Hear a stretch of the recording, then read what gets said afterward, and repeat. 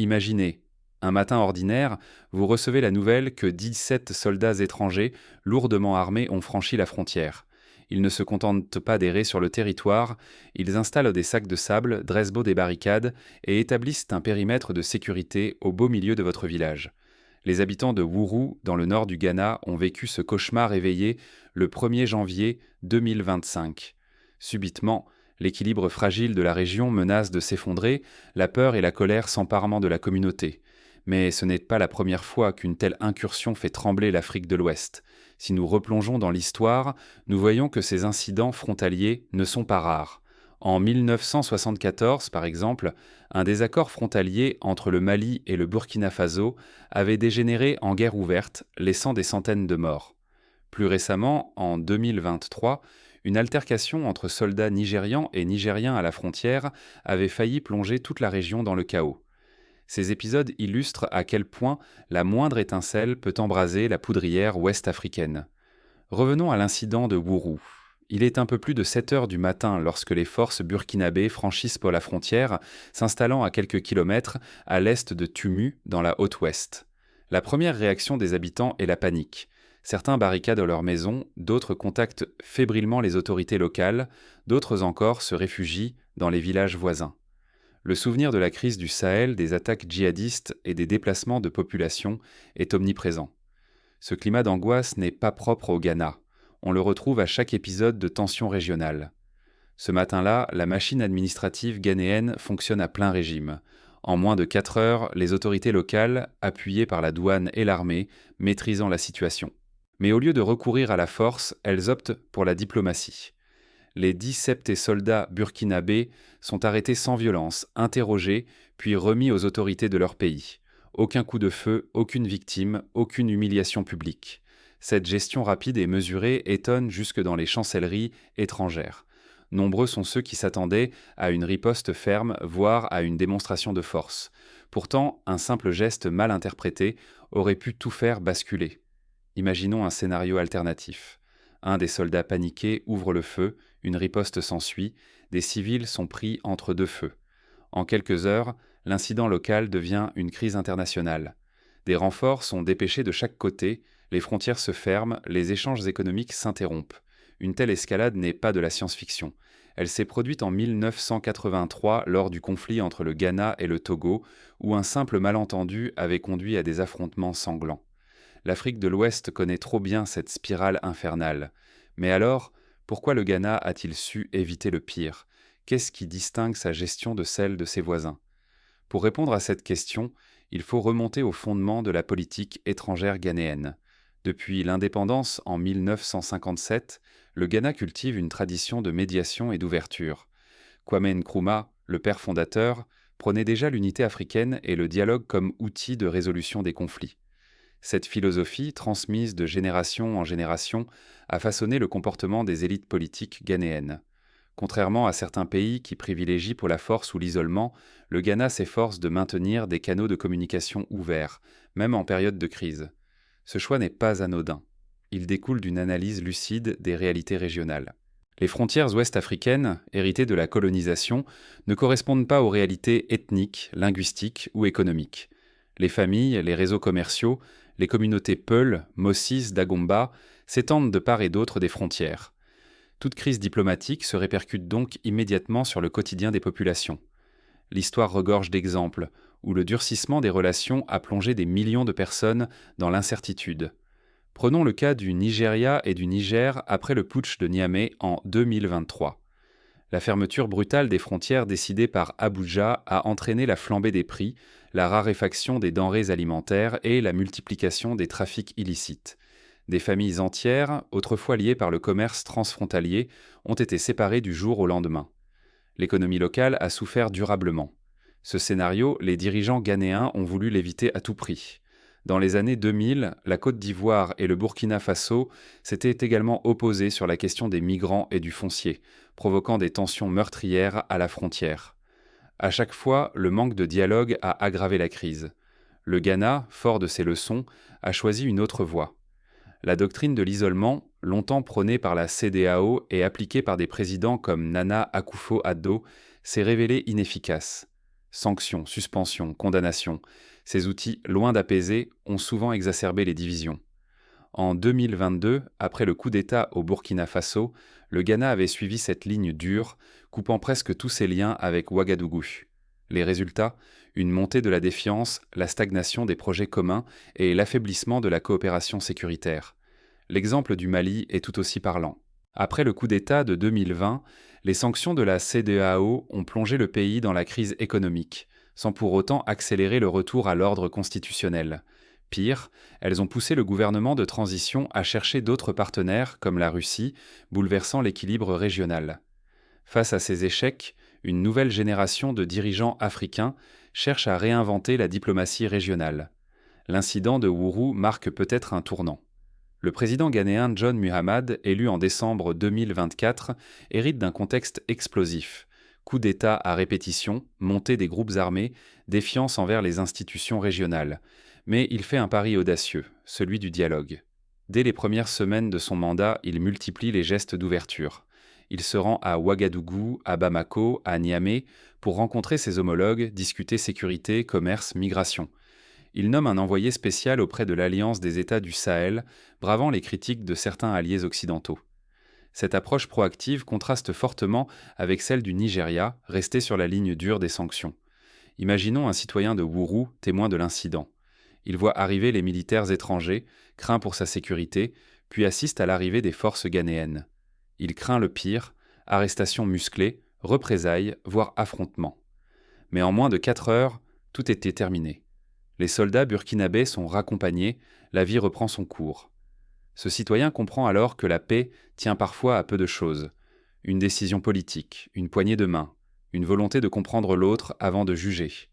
Cette philosophie du dialogue, le Ghana la cultive aussi dans d'autres domaines. En matière d'éducation, le pays accueille chaque année des milliers d'étudiants venus des pays voisins, favorisant l'émergence d'une élite régionale soudée. Sur le plan économique, il soutient l'intégration des marchés, la construction d'infrastructures transfrontalières comme la route Tamale-Ouagadougou ou le projet de chemin de fer reliant l'Atlantique au Sahel. Ces initiatives ne sont pas spectaculaires, mais elles tissent sur le long terme une toile de confiance et d'interdépendance. Le contraste avec le Nigeria est saisissant. Après le coup d'État au Niger, Abuja opte pour la fermeture, la sanction, la rupture des échanges. Les conséquences sont immédiates. Retour forcé de milliers de ressortissants, hausse de la contrebande, montée de la défiance. Les marchés frontaliers, naguère animés, se vident. Les familles en transfrontalière sont coupées de leurs proches. Cette stratégie, héritée d'une époque où la force primait sur le dialogue, montre aujourd'hui ses limites. Pourtant, le Nigeria fut longtemps le moteur de l'intégration régionale. Dans les années 90, il avait œuvré à la création de la CEDEAO, favorisé la libre circulation des personnes et des biens et soutenu la résolution des conflits en Sierra Leone et au Libéria. Mais la montée des périls sécuritaires, les changements de leadership et la pression populaire ont poussé le pays à adopter une posture plus défensive au détriment de l'unité régionale. L'Afrique de l'Ouest se trouve aujourd'hui à la croisée des chemins. La confrontation ou la coopération, l'exclusion ou l'inclusion. Les événements de Wuru montrent qu'un autre modèle est possible. Pour bâtir un ordre régional stable, il ne suffit pas de signer des traités ou de prononcer de grands discours. Il faut des actes concrets, au quotidien. Par exemple, instaurer des comités mixtes de gestion des frontières, réunissant militaires, douaniers, chefs coutumiers et représentants de la société civile. Organiser régulièrement des rencontres entre maires de villes jumelées de part et d'autre des frontières. Lancer des programmes d'échanges scolaires et universitaires pour forger une génération attachée à la paix et à la coopération. Une autre piste réside dans le renforcement des infrastructures communes. L'histoire récente montre que les zones frontalières dotées de marchés intégrés, de centres de santé partagés, de réseaux de transport efficaces résistent mieux aux crises. Prenons l'exemple du marché de Paga à la frontière entre le Ghana et le Burkina Faso.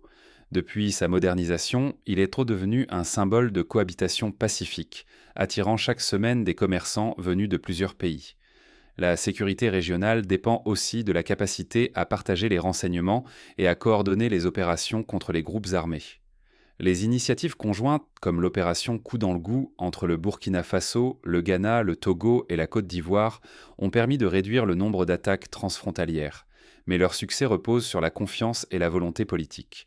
Le rôle des citoyens est tout aussi crucial. Soutenir une diplomatie apaisée, ce n'est pas seulement l'affaire des gouvernements.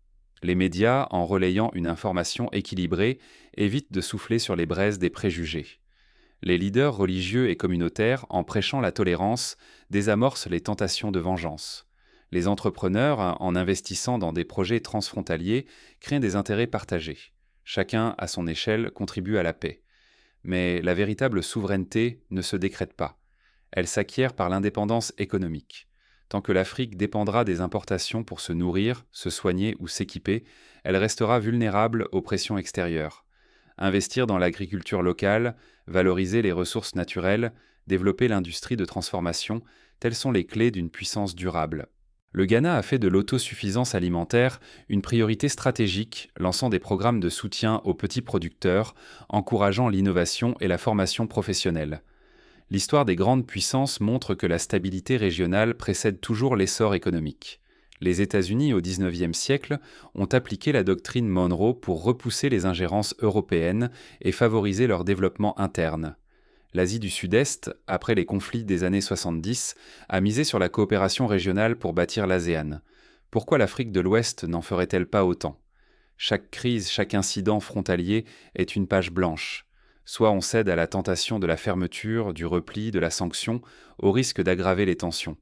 Soit on choisit le dialogue, la coopération, la construction patiente de la confiance. Le Ghana, en janvier 2025, a montré la voie. Mais ce choix doit être consolidé, élargi, pérennisé. Pour y parvenir, plusieurs étapes concrètes peuvent être envisagées. Premièrement, renforcer l'éducation à la citoyenneté régionale, dès l'école primaire, pour ancrer l'idée d'une communauté de destin. Deuxièmement, développer les médias panafricains indépendants, capables de relayer les succès du dialogue et de dénoncer les logiques de guerre. Troisièmement, instaurer des mécanismes de médiation rapide en cas de crise, mobilisant à la fois les États, les organisations régionales et la société civile. Sur le plan économique, il est urgent de multiplier les zones économiques spéciales transfrontalières où les entreprises bénéficient de règles harmonisées et d'un accès facilité aux marchés voisins. Un exemple, la zone franche de Sem-Kraké entre le Bénin et le Nigeria, qui malgré les difficultés a permis de relancer le commerce et de créer des milliers d'emplois. Politiquement, il importe de repenser la gouvernance régionale. La CEDEAO, longtemps critiquée pour sa bureaucratie et son éloignement des réalités locales, doit se rapprocher des populations, se doter de mécanismes de consultation citoyenne et renforcer son rôle de médiateur impartial. Le Ghana, fort de son expérience récente, peut y jouer un rôle moteur. Mais rien de tout cela n'est possible sans une mobilisation de tous. Le citoyen qui s'informe, qui vote, qui interpelle ses élus, le fonctionnaire qui applique les lois avec équité, le chef traditionnel qui promeut la paix, l'artiste qui raconte l'histoire de la réconciliation, la jeunesse qui refuse la manipulation et l'exclusion. Chacun doit se sentir responsable du destin commun. Il est aussi essentiel de tirer les leçons des échecs passés. En 1981, la tentative de coup d'État au Ghana avait plongé le pays dans l'instabilité. Mais c'est en misant sur le dialogue national, la réconciliation et la relance économique que le Ghana s'est relevé. De même, la crise ivoirienne des années 2000 a été surmontée lorsque les partis ont accepté de négocier, de désarmer et de reconstruire ensemble. Aujourd'hui, l'Afrique de l'Ouest écrit une nouvelle page. Le choix du Ghana n'est pas un aboutissement, mais un point de départ. Il faudra du temps, des efforts, des compromis. Des obstacles surgiront, des intérêts divergents s'exprimeront. Mais la paix n'a pas de prix. Elle est la condition de la prospérité, du respect international et de l'épanouissement des générations futures. Alors que retenir de l'incident de Wuru ?